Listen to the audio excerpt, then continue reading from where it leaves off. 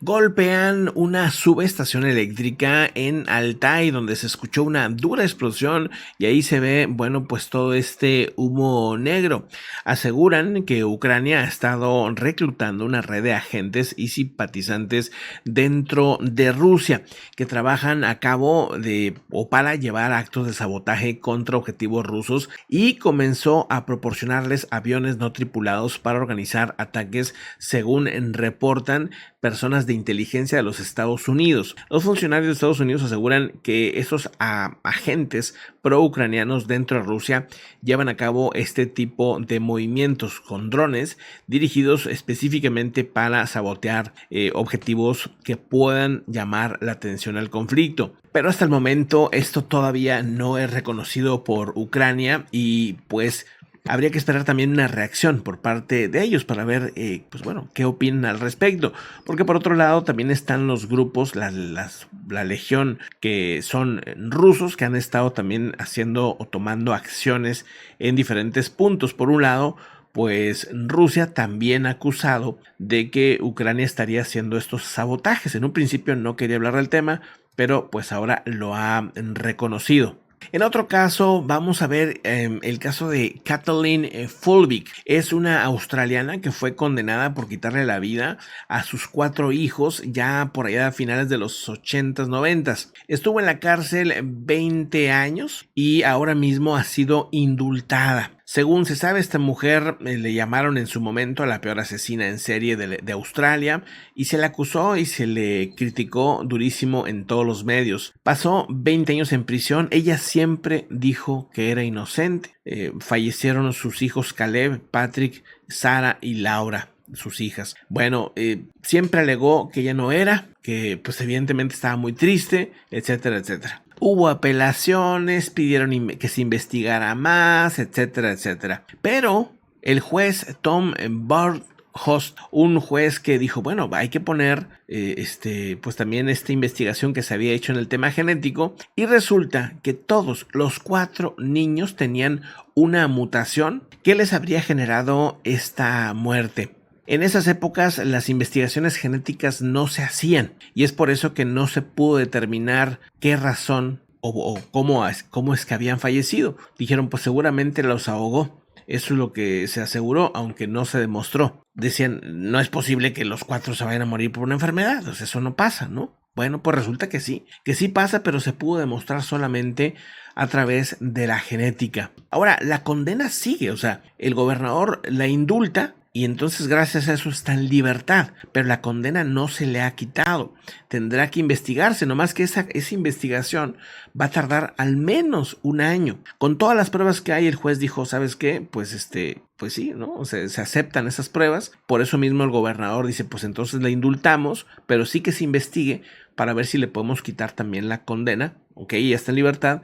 ¿Por qué es importante quitarle la condena? Si es que pues esta investigación se termina, ¿no? Bueno, pues de entrada, porque los hechos que hay hasta ahorita, según se sabe, simplemente no es la culpable, ¿no? O sea, estuvo 20 años en la cárcel y podría recibir una suma de dinero muy importante, porque seguramente se demandaría al gobierno de Australia. Ya hubo un caso de Lindy Chamberlain, esto también en Australia, en 1992, y estuvo nada más 3 años en la cárcel, de manera errónea también, y se le pagó 1.3 millones de dólares. Pero imagínense por estar 20 años en la cárcel. Aseguran que es imposible comprender el daño que se le hizo a esta mujer, porque aparte de tener el dolor de la pérdida de 4 hijos, de todas las miradas juzgándola, ¿no? Acusándola, aparte 20 años en la cárcel. O sea, terrible, terrible la situación. Aseguran que Australia está buscando pues cada vez tener más sensibilidad hacia la ciencia, para que a la hora de que se acuse a alguien, que sea verdaderamente pues se estudie todo lo científicamente posible para comprobar si verdaderamente es o no. Ahora, ¿cuántos casos habrá similares a este tipo de situaciones? La evidencia clave vino de un equipo de científicos inmunólogos que encontraron en las hijas de Fulvig, Sara y Laura, que compartían una mutación genética llamada CALM2G114R, que puede causar la muerte cardíaca repentina. Después hicieron pruebas con los cuerpos de Caleb y de Patrick, que también poseían una mutación genética relacionada a la epilepsia. La profesora Carolina Vinuesa, líder del equipo de investigación de la Universidad Nacional Australiana, aseguró que la inusual secuencia genética fue inmediatamente evidente ante el ADN de Folbing. Incluso antes de analizar las muestras de los niños, cuando sacaron las muestras primero de la mamá, se dieron cuenta que ella tenía esa mutación y que probablemente le iban a tener los niños. Después investigan los genes de los niños y resulta que también la tenían. Según la profesora, solo hay 134 casos conocidos en todo el mundo de esta enfermedad cardíaca potencialmente mortal relacionada con una mutación genética. Es un caso muy extremadamente raro. La misma científica asegura que la reforma legal que tiene que hacerse en el sistema legal debe ser más enfocada a ser sensible a la ciencia, que sea demostrable lo que se está acusando para que gente inocente no acabe detenida. Cambiando de tema, con esta imagen podemos ver el antes y el después en cómo se está deshielando el hielo ártico. Aseguran que con estas imágenes satelitales es posible observar cómo el derretimiento está haciendo colapsar el Ártico y las posibles consecuencias que esto pueda traer. Las imágenes fueron tomadas por el espectroradiómetro de imágenes de resolución moderada, el MODIS, por parte de la NASA.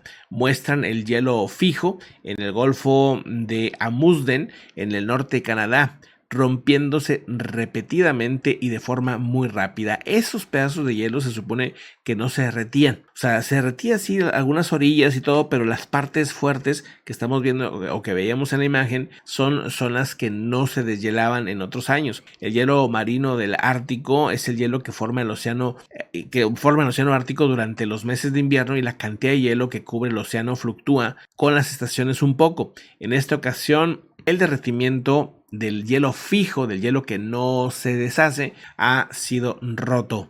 Los científicos aseguran que los vientos también están jugando un papel importante en esa ruptura. Walt Maynard, investigador principal del Centro Nacional de Datos de Nieve y Hielo del Observatorio de la Tierra de la NASA, dice que hubo un área de baja presión que avivó los fuertes vientos, lo que ayudó a romper el hielo de una forma mucho más rápida. En ese entonces hacía tanto frío que el hielo comenzaba a crecer nuevamente de inmediato, pero en esta ocasión el hielo no se está recuperando como anteriormente sucedía.